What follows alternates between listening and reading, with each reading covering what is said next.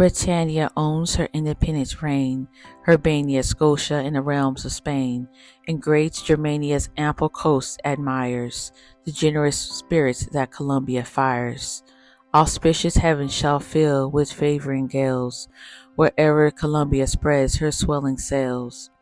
To every realm shall peace her charms display, and heavenly freedom spread her gold ray.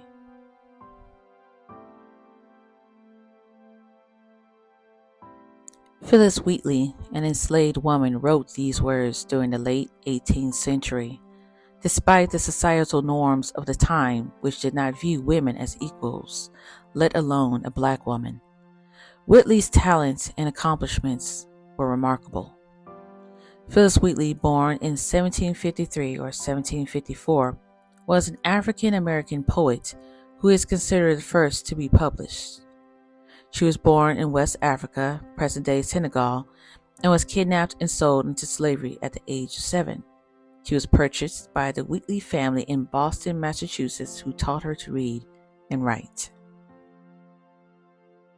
Wheatley's talent for poetry was recognized at a young age, and she began to write poetry in her early teens. Her work often focused on themes of religion, morality, and the abolition of slavery. In 1773, at the age of 20, she published her first book of poetry, poems on various subjects, religious and moral, making her the first African-American woman to publish a book.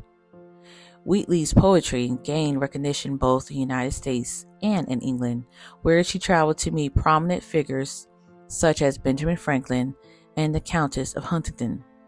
Despite her success as a poet, Wheatley faced many challenges due to her race and gender. She struggled to find a publisher for her second book of poetry and faced skepticism and discrimination from those who doubted her authorship. Thomas Jefferson once wrote in his book, Notes on the State of Virginia, "Misery is often the appearance of the most affecting touches in poetry. Among the blacks is misery enough, God knows, but no poetry. Love is the peculiar ostrom of the poet.